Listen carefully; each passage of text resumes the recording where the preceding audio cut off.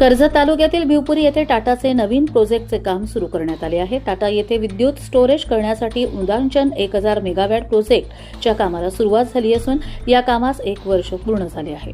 1 वर्षापासून टाटामध्ये उत्खनन सुरू असून त्या उत्खननामध्ये निघणारे दगड, माती यांचे एका ठिकाणी जमा केले जात होते। त्यामुळे मातीच्या ढिगांचे मोठमोठे डोंगर तयार झाले आहेत। या डोंगरामुळे पाऊस पडल्यावर तपकीरवाडी येथील धनगरवाडा येथे ढिगाऱ्याखाली येऊन इरसालवाडी होण्याची शक्यता स्थानिक नागरिकांकडून वर्तवली जाते। टाटाचे उदांचन 1000 मेगावॅट क्षमतेचा प्रोजेक्ट तयार केला जात आहे। या प्रोजेक्टसाठी खूप मोठ्या प्रमाणात उत्खनन केले जात आहे। विद्युत निर्मितीसाठी वापरले जाणारे पाणी स्टोरेज करून पुन्हा उपयोगात आणण्यासाठी उत्खनन केले जाते। टाटा पॉवर येथील उत्खननामुळे धनगरवाडा येथील घरांना मोठ्या प्रमाणात तडे गेले असून घरांचे मोठ्या प्रमाणात नुकसान झाले। दगडांना फोडण्यासाठी ब्लास्टिंग केली जाते। या ब्लास्टिंगमुळे घरांना तडे जात आहेत। काही घरे तर पडण्याच्या अवस्थेत आहेत आणि अशा अवस्थेत तेथील नागरिकांवर बेघर होण्याची वेळ आली आहे। यासाठी तेथील नागरिकांनी होणाऱ्या अन्यायाविरुद्ध उपोषण करण्यात आले। या उपोषणाला टाटा पॉवर येथील कर्मचाऱ्यांनी येऊन लेखी आश्वासन देण्यात आले। या आश्वासनामध्ये तेथील नागरिकांना स्थलांतरित करून घरे बांधून देण्याचे तसेच लाईट, पाणी, रस्ते व वैद्यकीय सेवा देण्याचे आश्वासन देण्यात आले। परंतु अद्याप 1 वर्ष होऊन देखील याकडे नागरिकांचे दुर्लक्ष करण्याचे काम केले जात आहे। स्थानिक प्रशासन यांकडून स्थानिक नागरिकांना न्याय मिळवून देणार का? मध्ये आम्ही इथं टाटा पॉवरच्या शेजारी राहतो। टाटा पॉवरने बरेचसे आम्हाला आश्वासनं दिली, पण त्यांनी काही ती अजून पूर्ण केलेली नाही। आम्ही उपोषण केलं, परत काम पण त्यांचं थांबवलं होतं, पण त्यांनी त्याची काही पूर्तता केली नाही आणि त्यांनी फक्त आम्हाला कागदोपत्री आश्वासनं देतात किंवा येऊन सांगतात की आज करू, उद्या करू, पण ते अजूनही करत नाही। आमच्या अंगणामध्ये दगडी आल्या, घराला एवढे तडे केले, फक्त ते येऊन बघून जातात, हा करू करू म्हणतात, पण ते काय अजून करत नाही। आणि असंच त्यांचं चाललंय की आता जवळजवळ वर्ष व्हायला आलं तरी त्यांचं तेच चालू आहे। एवढे मातीचे ढिगारे लावलेत, जर पाऊस पडला तर ते पूर्ण आमच्या घरावर येतील, आमची घरं जातील माती खाली, तरी त्यांना त्यांची किंमत राहिली नाही। आमच्या इथं मुलं आहेत, छोटी छोटी म्हातारी माणसं पण आहेत, ते आजारी पडतात ते तर दवाखान्यात गेल्यावर ते डॉक्टर बोलतात धुळीमुळे होते। एवढे प्रदूषण चालू आहे हवेमुळे, हवा आली तर पूर्ण धूळ आमच्या घरी येते। लहान लहान मुलांना श्वसनाचा त्रास झालाय त्याच्यामुळं, आणि जेवणामध्ये पूर्ण धूळ जाते, पूर्ण घरामध्ये धूळच धूळ आहे।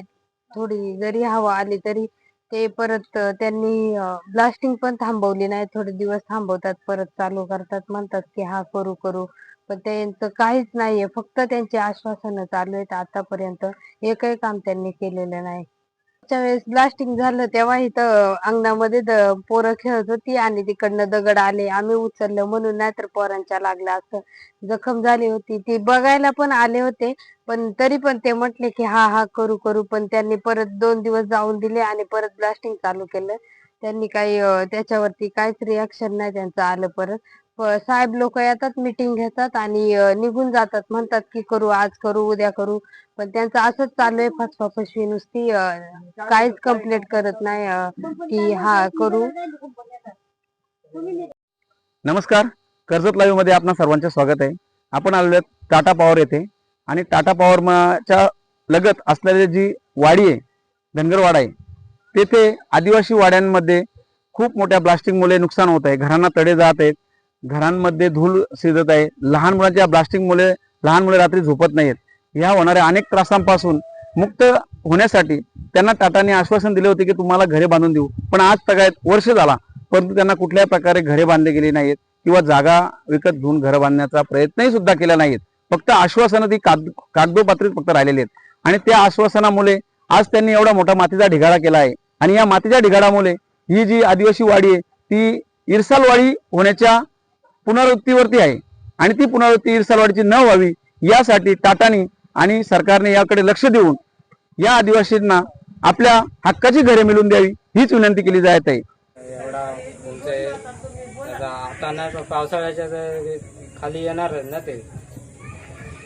पावसाळ्यात जर खाली आला तर या घरांचा तर पूर्ण ते आता हे बघा पार घर ते मेरलंय, हे नाही जाणार पावसाळ्याच्या। पुन्हा एखादी इरसालवाडी होण्याची शक्यता आहे म्हणजे ते तसंच होतं। पूर्ण गाव तुमचा मातीच्या ढिगाड्याखाली जाऊ शकतो का? हा ओके. पूर्ण आता असं मातीचा ढिगाळा आला ना ते जरा पार होतं आमचे इथपर्यंत जातीलच. या ढिगाळ्यामुळे म्हणजे पूर्ण आमची जी आखी वाडी जाणारच आहे. असं म्हणजे आम्हाला असं कंपनीने घर द्यायलाच पाहिजे ना जागा घेऊन, असा आमचा विचार आहे. त्या मातीच्यामुळे मुलं आम्हाला असा जीवाला धोका आहे. म्हणजे असं का सरकारने आम्हाला आमच्याकडे लक्ष द्यायला पाहिजे असं. कर्जत लाईव्हसाठी रामदास माळी, कशे.